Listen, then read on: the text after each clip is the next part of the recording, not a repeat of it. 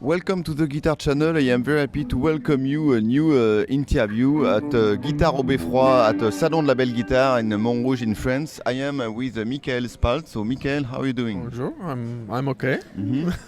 Did you survive the first day of the Salon de la Belle Guitare? Yeah, it's very relaxed and familiar. Yeah, lots of friendly faces around.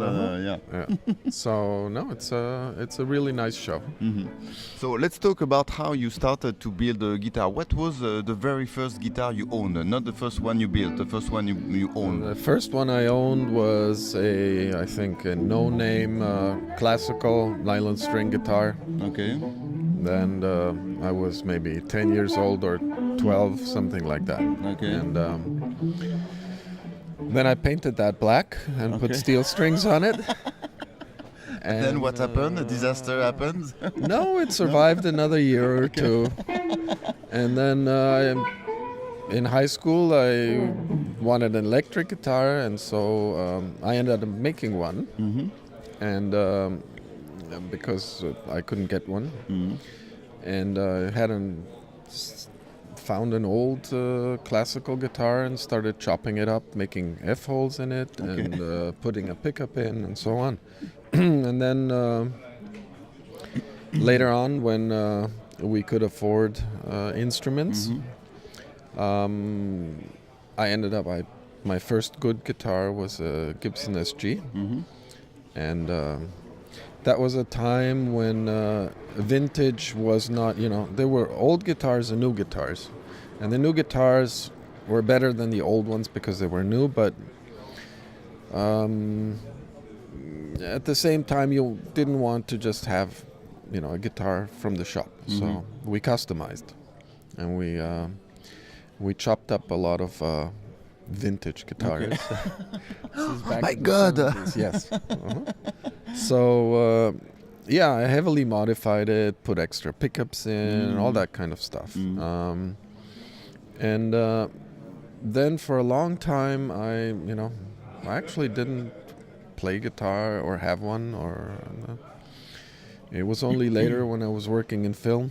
I was doing screenwriting, and that's a very solitary and abstract kind of thing, and I wanted to do something with my hands.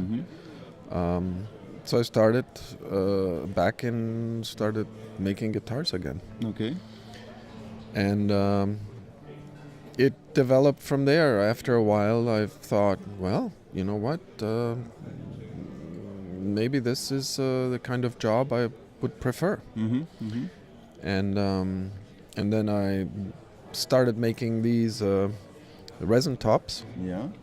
And developed this process, and that was in the 90s, and I thought, man, these are gonna sell like crazy because everybody just has these old Strats and old Gibsons, and it's boring.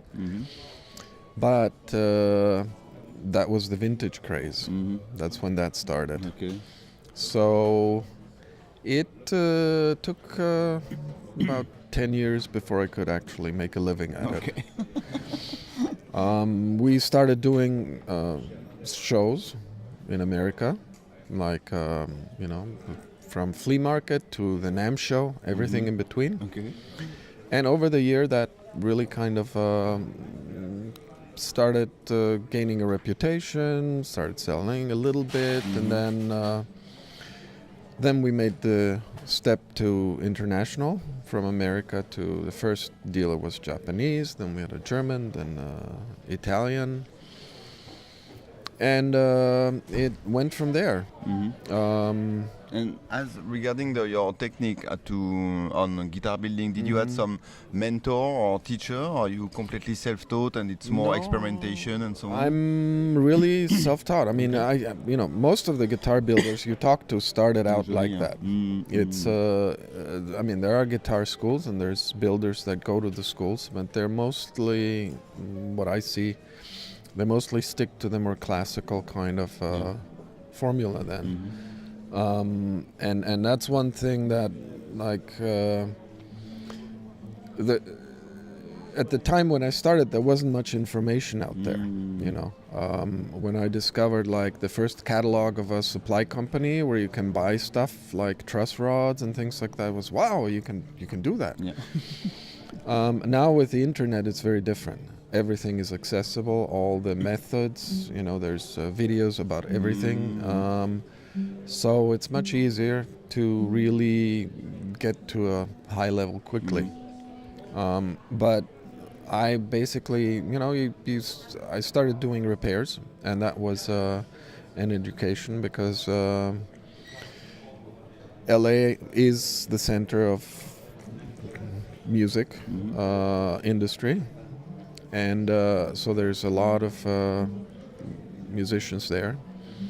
And with all sorts of instruments, you know, so that was a real education to learn how are these guitars built, what are the problems with the various types, how can, you know, what does need to be fixed and so on. And over the years, you just, you know, experimenting, reading whatever I could, talking to other luthiers,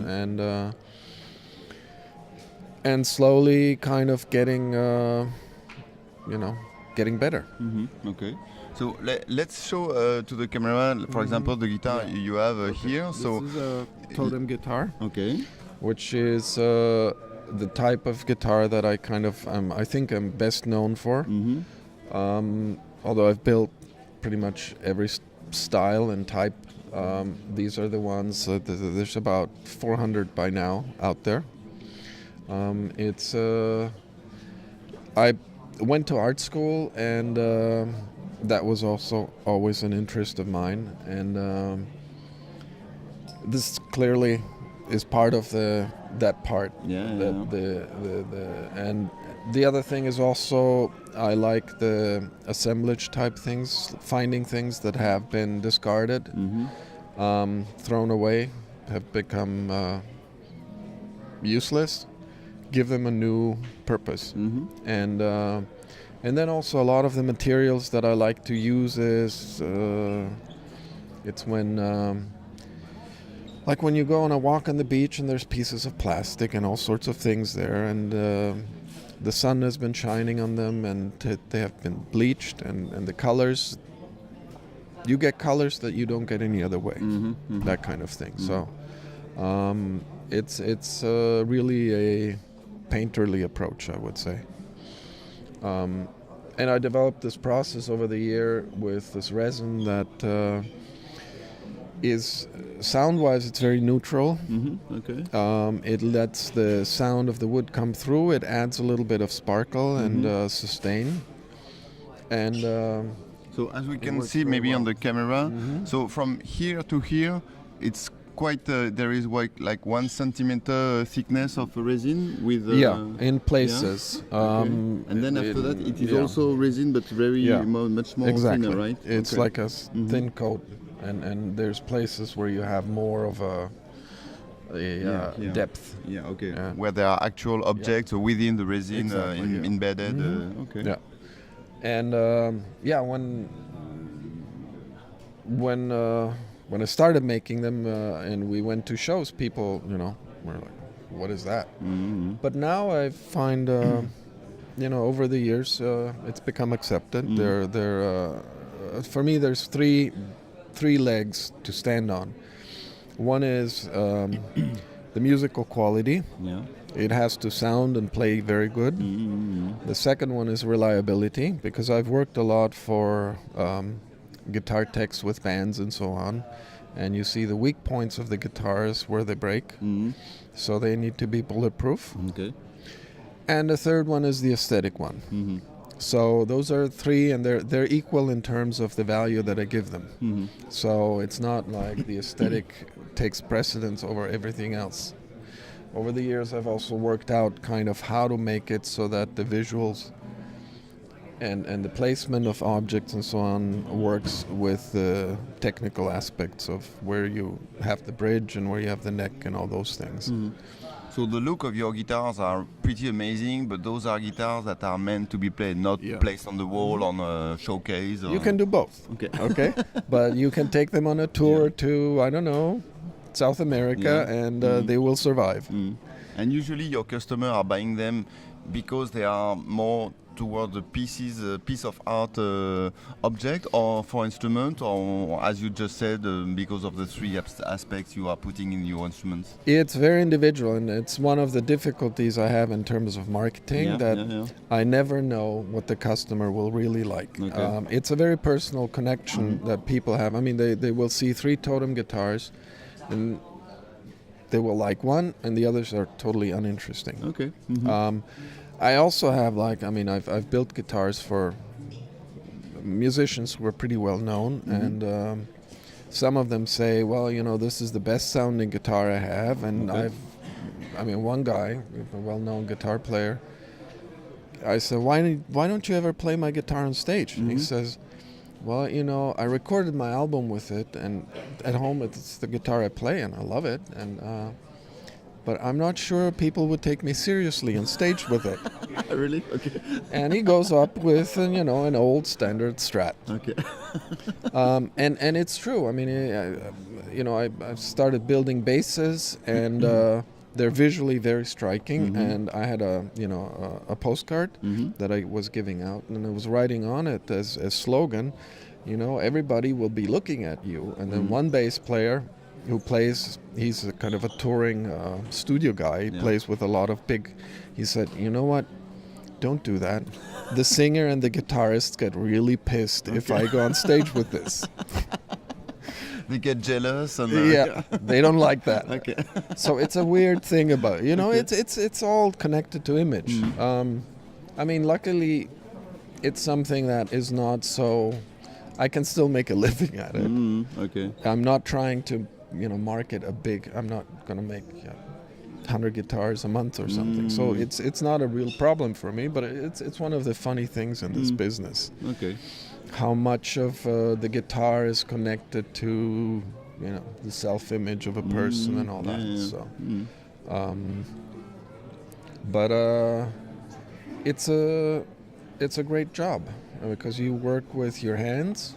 It's skill. You work with your head because you have to figure out things and you have to know things, and then you also put your heart in it, and then you make something that you make for somebody else to express their art on. So, and also it's a healthy way. There's a healthy humility in it, because if you're working with wood, you can't make wood do something that it doesn't want to do. Okay. It's a natural material, and it has its rules, and you have to work with it. You cannot work against it. And I see that sometimes when people try to force it and it doesn't work.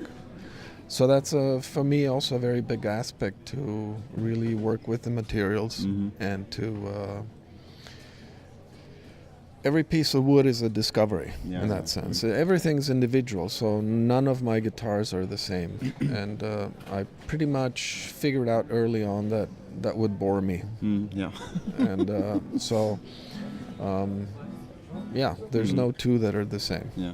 It's interesting what you say about putting your soul into the instrument you build, because I just recently finished a book I think you read, which is called Guitar Makers, wrote by an anthropologue from Yale. Yeah, exactly. I'm going to do soon an interview with her, probably to talk about that. And she said that she met a lot of guitar builders, and most of them say that it is really what makes the difference between industrial guitar building and an instrument built by a guitar builder, is that the luthier actually puts some soul within his instrument. So usually, so that's the way to make something unique.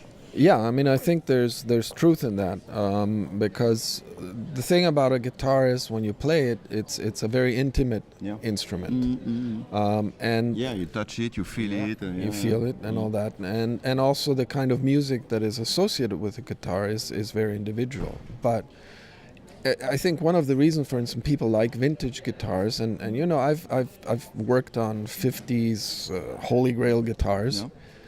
There's good ones, there's bad ones. The bad ones are usually the ones that don't get played. The good ones are not good because they're, you know, they made better guitars back then. They did not.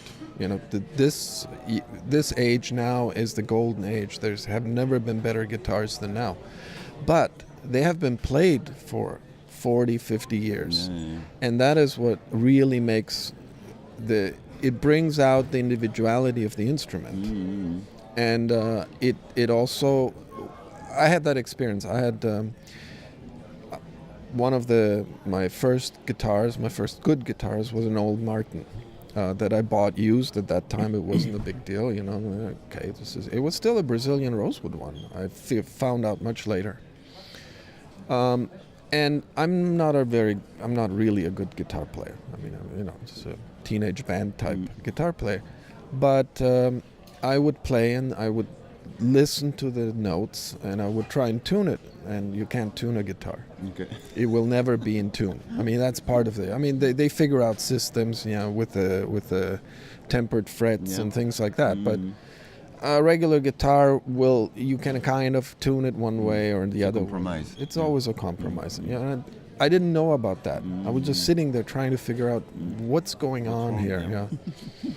So I knew that guitar very well. I knew the sound very well. And I gave it to a friend. He wanted to borrow it to play it.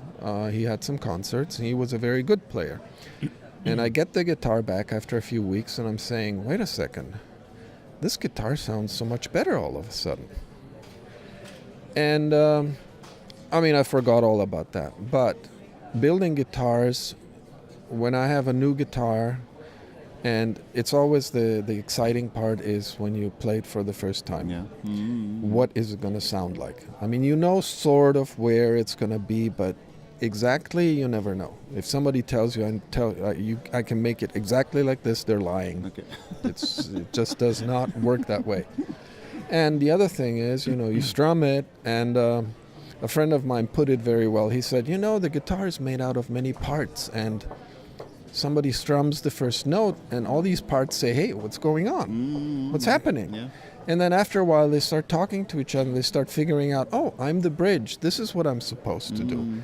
And it's a fascinating process that, I mean, with acoustic guitars, but also with electrics, is within half an hour, the whole thing suddenly changes. Evolves and, and that's the difference between a good guitar and a bad guitar, that a good guitar will keep improving.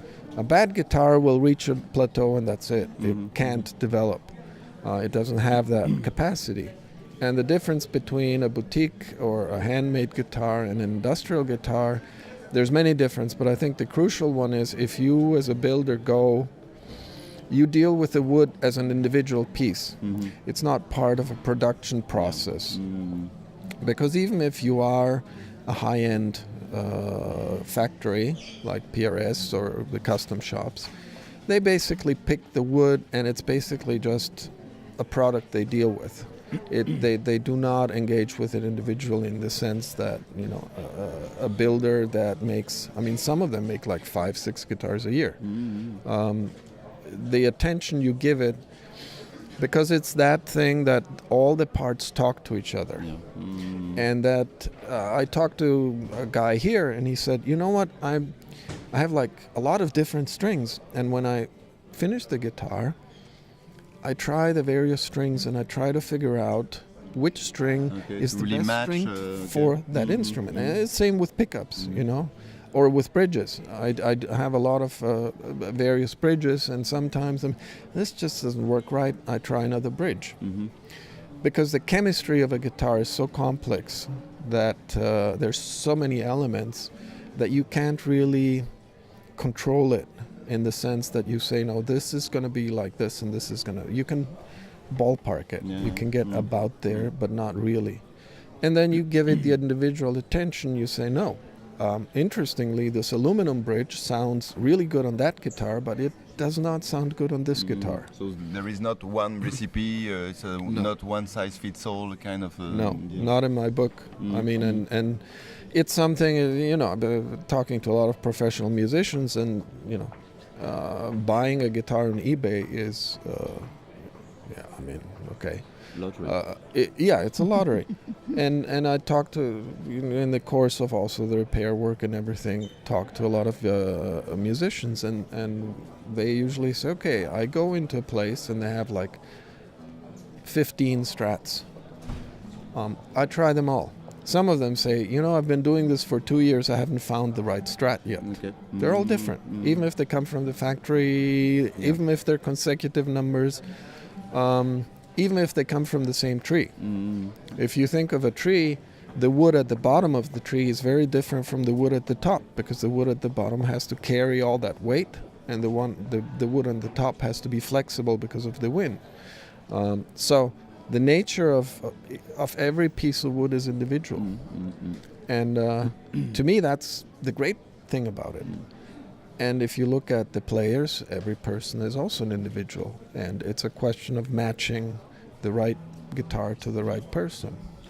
When you develop a new guitar, I mean, is it, for example, for this one, was it a collaboration between the customer and you, or you start with an idea and then the customer comes afterwards, oh my God, I dig this one, can I buy it, or how do you work? Both ways. Okay. Sometimes I've done a lot of custom guitars where people even send me stuff. So they have a box of things that means something to them, and then they say, make me a guitar with that kind of... okay. I'd like that theme, or they look at the website where, over the years I've kind of archived all the guitars I've built, and they say, that color line, that... And then very often, because of the process I use, I can't really work on only one piece at a time. I need to do some parallel. And so every now and then I throw one in that ideas that I have, and then I also develop new concepts and new ways of doing things. It's really it's a very interesting kind of occupation. I guess, yeah. So, how long does it take, for example, for you to build a guitar? And let's say for this one, what is the kind of budget? Well, time-wise, it varies enormously. Because of these resin tops, there's the technical process, but there's also the aesthetic process, and that's a little like, a painter may take a year. He paints a little bit here, then he says, I don't know how to continue, and then he lets it go, does something else, comes back, and then paints something else. So there's some of that, and from a technical point of view, I've built a guitar in 3 days from scratch. Okay. So anywhere between that and a couple of years. I have unfinished bodies that right now I have no inspiration, or I don't know how to continue. So it has to wait, and It has to wait. Eventually it comes together. It always has, and so it totally varies. And what was the other part of the question? About the budget. What kind of budget? For your guitars? Well, they start at. This is a whole VAT thing that I lived in America so long, I have a hard time with the VAT. But they start around 4,000 euros. Okay, great. Including the VAT. And people usually get in touch with you through your website, or they go to visit you?